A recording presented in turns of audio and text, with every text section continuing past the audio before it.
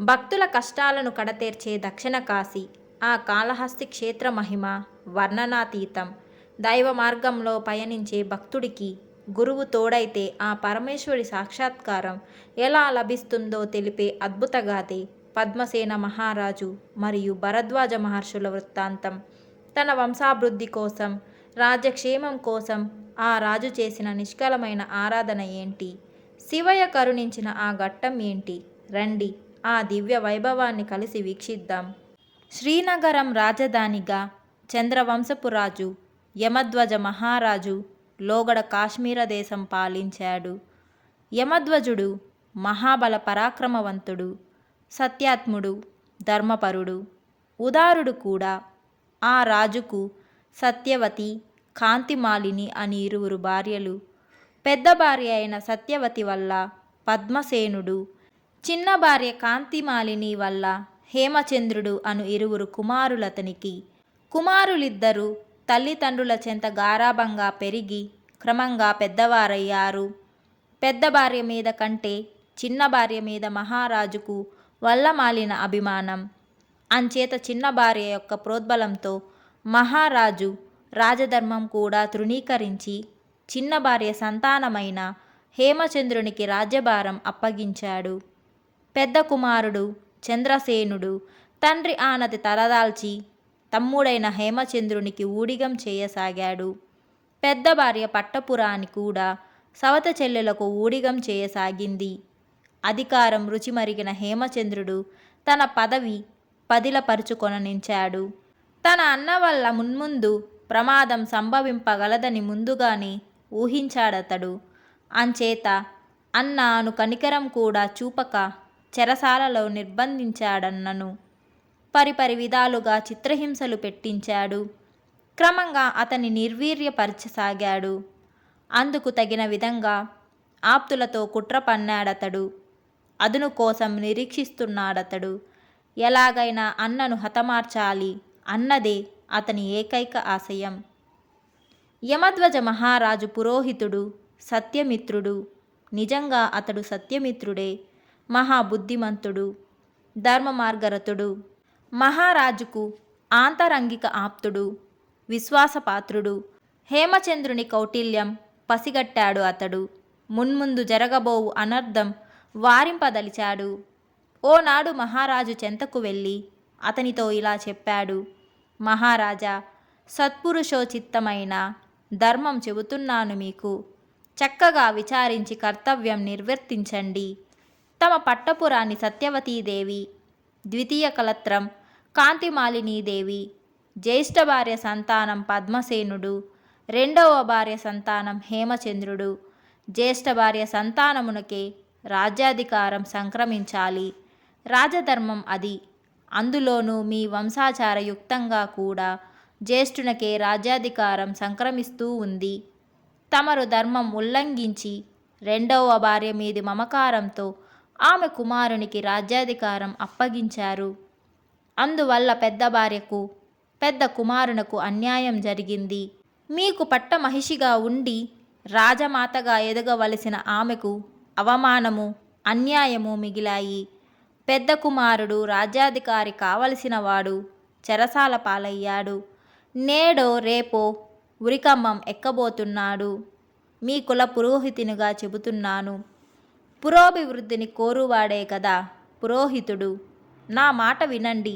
మీ తప్పుడు చర్య వల్ల పట్టపురాణి పరమ దరిద్రురాలుగా, దాసీగా మారిపోయింది. ఇకనైనా ఈ తప్పు సరిదిద్దండి. అందుకు సరైన తరుణం కూడా ఇదే. శరీరంలో కాస్తో కూస్తో జవసత్వాలున్నప్పుడే ఈ పొరపాటు సరిదిద్దండి. తాచారం చేస్తే వృద్ధాప్యంలో మీ వల్ల కాదు. అప్పట్లో ప్రయత్నిస్తే ఆపదల పాలు కాగలరు మీరు.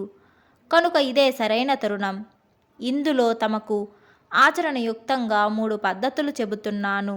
ఈ మూడింటిలో తమకు సముచితంగా తోచిన పద్ధతి ఆచరించండి. అందరూ సుఖంగా ఉంటారు.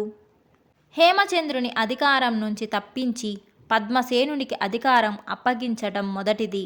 లేదా మీ రాజ్యమును 2గా విభజించి 2 కుమారులను అధిపతులుగా నియమించడం రెండవది. లేదా పద్మసేనుని రాజ్యం నుండి బహిష్కరించడం మూడవది. ఈ మూడవ పద్ధతి వలన కుమారులిద్దరికీ ఉపద్రవం తప్పుతుంది. ఇద్దరూ జీవింపగలరు. ఒకరి నుండి మరొకరికి ప్రమాదం తప్పుతుంది. ఇద్దరూ స్వేచ్ఛగా బ్రతకవచ్చు. ఇలా చెప్పిన పురోహితుని పలుకులు శాంతంగా విన్నాడు మహారాజు. అప్పటికే దుర్బలుడుగా ఉన్నందున రాజ్యాధికారం నుండి హేమచంద్రుణ్ణి తప్పింపలేమని భావించాడతడు. అంచేత చెర నుండి పెద్ద కుమారుణ్ణి విముక్తుణ్ణి చేసి దేశ బహిష్కారం విధించాడు. పురోహితుడు సత్యమిత్రుడు రాజుగారి అసమర్థతకు నొచ్చుకొని పద్మసేనుణ్ణి పిలిపించుకొని కాశ్మీర దేశం నుండి వెళ్ళిపోయాడు. సత్యమిత్ర పద్మసేనలిద్దరూ కాశీక్షేత్రం చేరి విశ్వేశ్వరుణ్ణి సందర్శించి పూజించారు. ఓ మాసం కాలం కాశీక్షేత్రంలోనే గడిపారు వారు.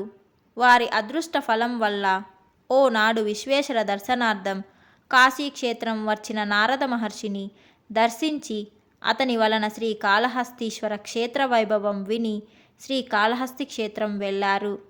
ఆ తరుణంలోనే మార్కండేయ మహర్షి శ్రీకాళహస్తీశ్వర దర్శనార్థం వచ్చి ఉన్నందున అతనికి తమ దీనగాథను వినిపించి సాయమర్థించారు.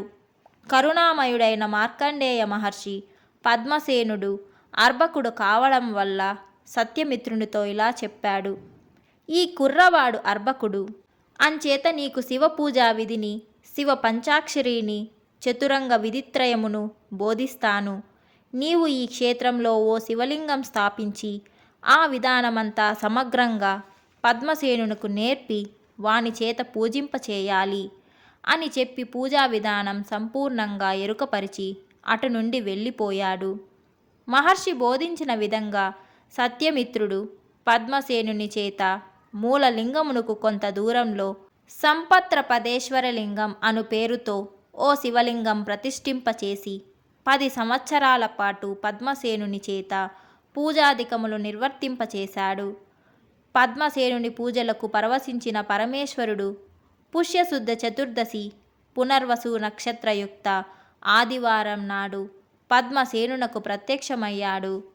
ఓ పద్మ సంఖ్యలో చతురంగ బలం సృష్టించి పద్మసేనునికిచ్చి పద్మసేనుణ్ణి అన్వర్ధ నామధేయునుగా చేసి అతని మరణాంతరం శివలోక నివాసానుగ్రహం ప్రసాదించి అంతర్హితుడయ్యాడు. పద్మసేనుడు పద్మ సంఖ్యలో ఉన్న పరమేశ్వర ప్రసాదితమైన సైన్య సంపదతో ఎదిరించిన రాజలోకాన్ని జయించి రాజపాలన కొనసాగించి సకుటుంబంగా సంతోషంతో కాలం గడిపి కాలమర్యాదను అనుసరించి శివలోకం చేరుకొన్నాడు. పుష్యశుద్ధ చతుర్దశి పునర్వసు నక్షత్రయుక్త ఆదివారం నాడు పద్మసేనునకు శివ సాక్షాత్కారం లభించడం వల్ల ఆ తిథి నాడు పద్మసేన తీర్థస్నానం చేసి సంప్రాప్తదేశ్వర శివలింగ పూజ చేసి మూలలింగమును దర్శించిన వారికి సంప్రాప్త మనోరథులు కాగలరు. ఈ గాథ ఆధారంగా శతనామావళిలో 82వ నామం పద్మసేనక రాజేంద్ర కన్యయుగల సేవితాయ నమః. పద్మసేనుని చేతను రాజేంద్ర చోళుని చేతను అమృతలత కాంతిమతులనడి కన్యకాద్వయం చేతను సేవింపబడిన శ్రీకాళహస్తీశ్వరునకు వందనం అను నామం ఏర్పడింది.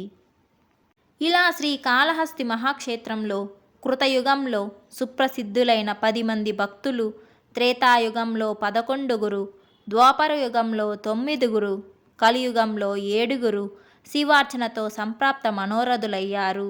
వీరే కాక చాలామంది తరించారు ఈ క్షేత్రంలో. అలాంటి మహనీయుల్లో భరద్వాజ మహర్షి గణనీయుడు. శ్రీకాళహస్తి క్షేత్ర వైభవం వెల్లడి కావడంలో ప్రధాన పాత్రధారులు వారే.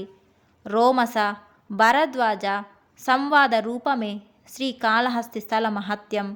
రోమస మహర్షి ఆదేశం పురస్కరించుకొని ఈ క్షేత్రంలో శివానందైక నిలయ పర్వత లోయలో తన పేర ఓ తీర్థం భరద్వాజ తీర్థం, ఓ ఆశ్రమం భరద్వాజాశ్రమం, ఓ శివలింగం భరద్వాజలింగం స్థాపించుకొని పరమేశ్వర సంసేవనరతుడై పరమేశ్వరునకు ప్రీతిపాత్రుడయ్యాడు.